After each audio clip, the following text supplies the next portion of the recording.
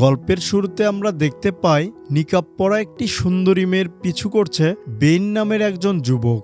কোনো এক অজানা শক্তি যেন মেয়েটির কাছে তাকে নিয়ে যাচ্ছে। এক সময় মেয়েটি তার কাপড় ছেড়ে একটা সমুদ্রে ঝাঁপ দেয়। তখন বেনও মেয়েটির সাথে সাথে সমুদ্রে ঝাঁপ দেয়।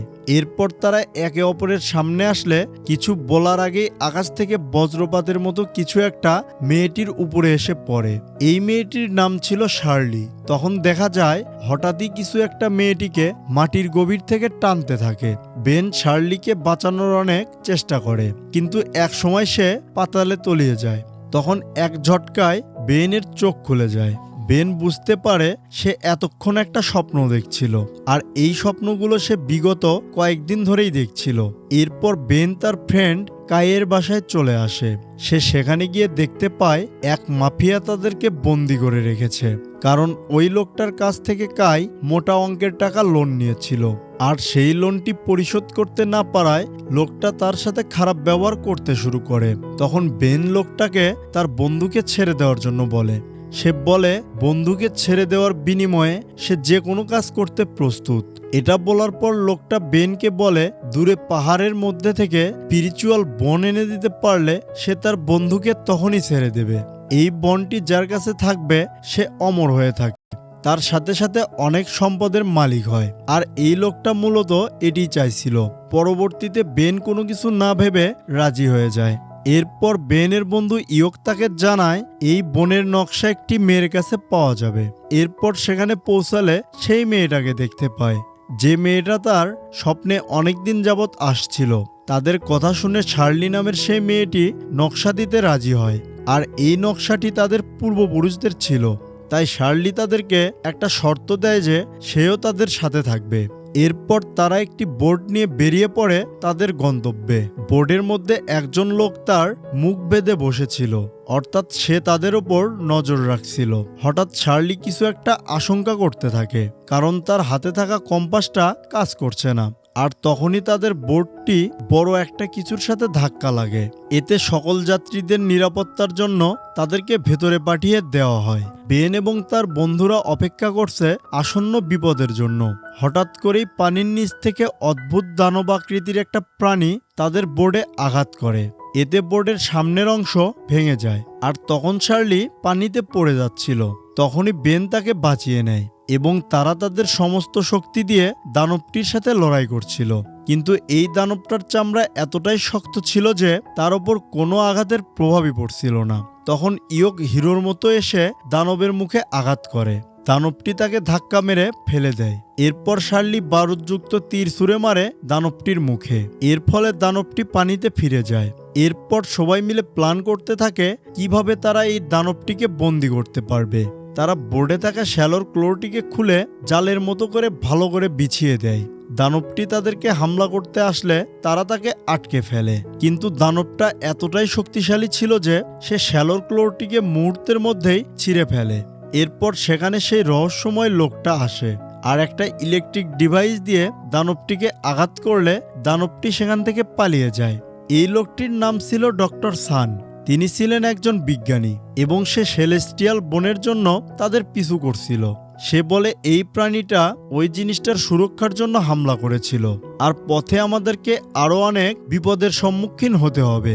আর এই সতর্কতার কথাটিতে সবাই মুগ্ধ হয়ে তাকেও দলে নিয়ে নেয়। তখন সেখানে লিন নামের একটা মেয়ে আসে। আসলে ইয়ক এবং লিন তারা দুজনে বয়ফ্রেন্ড এবং গার্লফ্রেন্ড।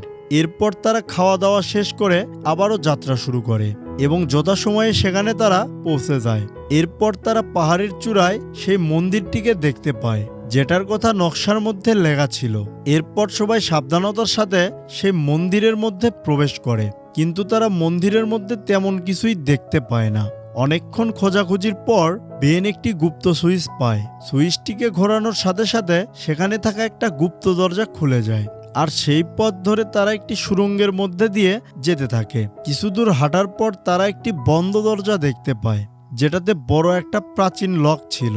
কিন্তু বেন দক্ষতার সাথে সেই দরজাটিকেও খুলে ফেলে। ওই দরজার উপরে সবকিছু বরফের আবরণে ঢাকা ছিল, এজন্য সেখানে তাদের হাঁটতে অনেক কষ্ট হচ্ছিল। একটা সময় শার্লি সেখান থেকে পিছলে পড়ে, আর তাকে বাঁচাতে গিয়ে বেনও পিছলে পড়ে। সে কৌশলে তার হাতে থাকা একটা ছুরি বরফের মধ্যে পুঁতে দিয়ে স্থির হয়, কিন্তু বাকি সবাই পিছলে গিয়ে তাদেরকেও সাথে নিয়ে নেয়। একটু দূরেই বরফের ধারালো টুকরো ছিল, যেগুলোর সাথে আঘাত লাগলে তাদের মৃত্যু একদম নিশ্চিত। তারা সবাই বরফের ধারালো টুকরোর দিকে এগিয়ে যাচ্ছিল। তখন বেন লক্ষ্য করে বরফের ধারালো টুকরোগুলোর পাশে ছোট্ট একটি টানেল রয়েছে। বেন শার্লির সাহায্যে সবাইকে টানেলের দিকে ধাক্কা দিয়ে দেয়, আর তার সব বন্ধুরা টানেলের মধ্যে চলে যায়। এদিকে দেখা যায় বেন শার্লিকে টানেলের দিকে ধাক্কা দিয়ে সে নিজে বিপদের মধ্যে চলে যায়, কিন্তু শেষ মুহূর্তে শার্লি তার গ্লাভিং হুক ব্যবহার করে বেনকেও টানেলের ভেতর নিয়ে আসে। তারা টানেলের ভিতর থেকে একটা গুহায় এসে পড়ে। এরপর তারা সামলে কোনো মতে সামনে হাঁটতে থাকে, আর একটা সময় তারা গুহার চারপাশে অনেকগুলো হাড় দেখতে পায়, যে হাড়গুলো মূলত মানুষের ছিল। অর্থাৎ তাদের আগে যারা এই বন নিতে এসেছিল, এই হাড়গুলো তাদের কাছে থাকা নকশা অনুযায়ী সেই গুহায় একটি গুপ্ত দরজা থাকার কথা। এরপর তারা সবাই মিলে মাটি ঘুরতে থাকে, আর একটি গুপ্ত দরজা সেখানে খুঁজে পায়। যখন তারা গুপ্ত দরজাটিকে খোলার চেষ্টা করে, তখন তারা হঠাৎ করেই দেখতে পায় নেকড়ের মতো কিছু পশু তাদেরকে চারদিক থেকে ঘিরে ফেলে। এখানে তারা বুঝতে পারে তাদের এখান থেকে বাঁচতে হলে তাদের সাথে যুদ্ধ করা ছাড়া আর কোনো উপায় নেই। এরপর তারা যার যার হাতিয়ার নিয়ে দাঁড়িয়ে পড়ে। এই নেকড়েগুলো এতটাই হিংস্র ছিল যে তারা বেশিক্ষণ তাদের সাথে লড়াই করতে পারবে না। বেন তাদেরকে বলে, আমাদের এখনই উপরে যেতে হবে, তা না হলে এই নেকড়েগুলো আমাদের সবাইকে খেয়ে ফেলবে। তারা একটি মশাল জ্বালিয়ে সেই নেকড়েগুলোকে দূরে সরিয়ে রাখছিল। বেন বাকি সবাইকে একটি গাছের ডাল বেয়ে উপরে উঠতে বলে, কিন্তু তাড়াহুড়ো করে সেখানে পৌঁছানোর আগেই লতাটি ছিঁড়ে পড়ে যায়। এর ফলে যে কাঠ দিয়ে গর্ত ঢেকে রাখা হয়েছিল সেগুলো সেখান থেকে সরে যায় এবং সূর্যের আলো তাদের শরীরে লাগার সাথে সাথে নেকড়েগুলো জ্বলে যায়, কারণ নেকড়েগুলো সূর্যের আলো একদমই সহ্য করতে পারত না। শার্লি তখন একটা দড়ি উপরে ছুঁড়ে মারে। এরপর তারা এক এক করে উপরে চলে আসে। যখন বেনের পালা চলে আসে, তখন সূর্যের আলো আস্তে আস্তে মেঘে ঢেকে যায়। তখনই হঠাৎ করে একটি নেকড়ে এসে বেনের উপর হামলা শুরু করে।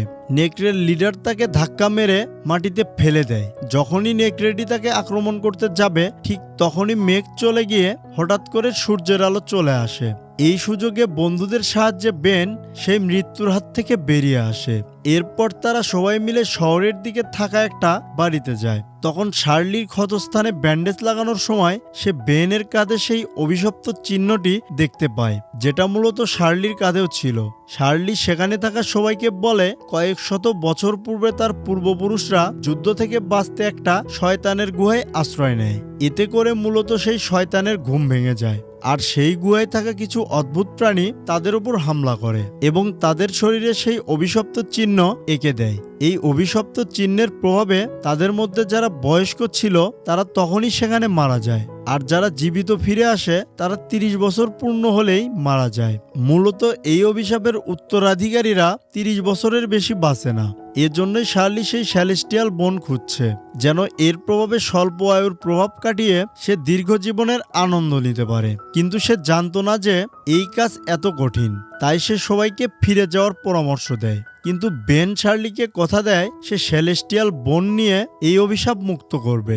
পরের দিন তারা ঠিক দুপুরের সময় গুহায় নামার সিদ্ধান্ত নেয়, যাতে করে তারা বেশি সময় ধরে নেকড়ের হাত থেকে বাঁচতে পারে। এরপর তারা সেই গুহার মধ্যে প্রবেশ করে এবং দেখতে পায় নেকড়েগুলো সেখানে আগে থেকেই তাদের জন্য অপেক্ষা করছিল। বেন সময় নষ্ট না করে গুহার দরজাটিকে খুলে দেয়। এরপর তাদেরকে নিয়ে মাটির তলা দিয়ে যেতে থাকে এবং এক সময় তারা গুহায় পৌঁছে যায়, যা দেখতে একদম মন্দিরের মতো ছিল। বেন সেখানে গিয়ে একটি মোমবাতি জ্বালায়, আর পুরো ঘর তখন আলো জ্বলতে শুরু করে। সবাই খুব সাবধানে এগিয়ে যাচ্ছিল। সবাই মূলত জেনে গিয়েছিল এই জায়গাটি একটি মরণ ফাঁদ। তখন ভুলবশত বেনের পা একটি ফাঁদের ছুঁইজে পড়ে যায়। এর ফলে পুরো মহলটা কাঁপতে থাকে। তারা সবাই বুঝতে পারে এখানে ভয়ঙ্কর কিছু একটা হতে যাচ্ছে। হঠাৎ করে তাদের উপর প্রচুর পরিমাণ তীর বর্ষণ হয়। তারা সবাই কোনোভাবে সেই তীরগুলো থেকে বেঁচে যায়। এরপর তারা ধীরে ধীরে সামনের দিকে এগোতে থাকে। তখন তাদের দিকে অনেকগুলো তলোয়ার দ্রুত বেগে ছুটতে শুরু করে। তখনও সবাই অল্পের জন্য বেঁচে যায়। একটু পরে মন্দিরের উপর থাকা জালের মতো ধারালো ছুরি তাদের উপর পড়তে থাকে। তারা সেখান থেকেও কোনো মতে বেঁচে যায়। প্রতিটি ধাপে যেন তাদের জন্য মরণ ফাঁদের মতো জাল বিছানো ছিল। সকল ধাপ কাটিয়ে তারা শূন্যের ওপর ভাসতে থাকা সেলেস্টিয়াল বনের কাছে পৌঁছায়। বেন ধীর পায়ে সেটির দিকে এগিয়ে যায় এবং সেই বনটিকে তুলে তার ব্যাগে নেয়। তখন শার্লি খেয়াল করে কিছু বিশাল আকৃতির মাকড়সা তাদের দিকে ছুটে আসছে এবং তাদেরকে চারদিক থেকে ঘিরে ফেলছে।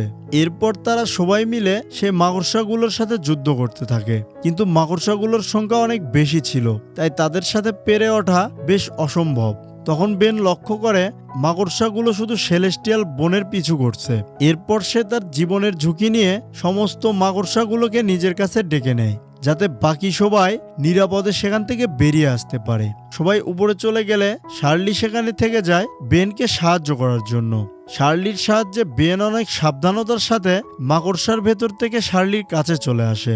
এরপর তারা দুজন মন্দিরের ভেতর থেকে বের হবার সময় কিছু মাকড়সা শার্লিকে টেনে নিয়ে যায়। তখন বেন শার্লিকে বাঁচাতে আসলে তাদের পুরো টিমও সেখানে চলে আসে এবং সবাই একত্রিত হয়ে সেই বিপজ্জনক মাকড়সাগুলোর সাথে লড়াই করতে থাকে। ইতিমধ্যে মাকড়সাগুলোর সাথে লড়াই করতে গিয়ে উপরে থাকা গুপ্ত দরজাটি বন্ধ হয়ে যায়। তখন তারা সবাই এখানে বন্দী। তখন ডক্টর সান আর ইয়ক মিলে প্ল্যান করে মাকড়সাগুলোকে নিজেদের দিকে ডেকে সমস্ত জায়গায় পেট্রোল ছড়িয়ে দেয়। এরপর সবাই কাঁটাযুক্ত দেয়ালের সাহায্যে মাকড়সাগুলোকে এক জায়গায় আটকে ফেলে। সবাই ভিতরে চলে আসার পর বেন লাইটার ছুঁড়ে মারে আর পেট্রোলের কারণে আগুন খুব দ্রুত ছড়িয়ে পড়ে আর সেখানে উপস্থিত প্রায় সব মাকড়সা পুড়ে ছাই হয়ে যায়। কিন্তু আগুনের ধোঁয়ার কারণে তাদের নিঃশ্বাস নিতে অনেক কষ্ট হচ্ছিল। কিন্তু এর মধ্যে হঠাৎ করে শার্লি লক্ষ্য করে তাদের হাতে থাকা কম্পাসটি কাজ করা বন্ধ করে দিয়েছে, যেমনটা তাদের বোর্ডে থাকা অবস্থায় হয়েছিল। তখন তাদের মনে হচ্ছিল তারা হয়তো সমুদ্রের কাছাকাছি রয়েছে। এজন্য মিলে দেয়াল ভাঙার চেষ্টা করে আর অপর পাশ থেকে বোর্ডে হামলা করা সেই দানবটি আঘাত করতে শুরু করে। কিছুক্ষণ পর দেয়াল ভেঙে পানি আসতে শুরু করে আর এই সুযোগ পাওয়া মাত্র সবাই সেখান থেকে বেরিয়ে পড়ে। বেন লক্ষ্য করে সে জাদুকরী দানবটি তাদের পিছু করছে।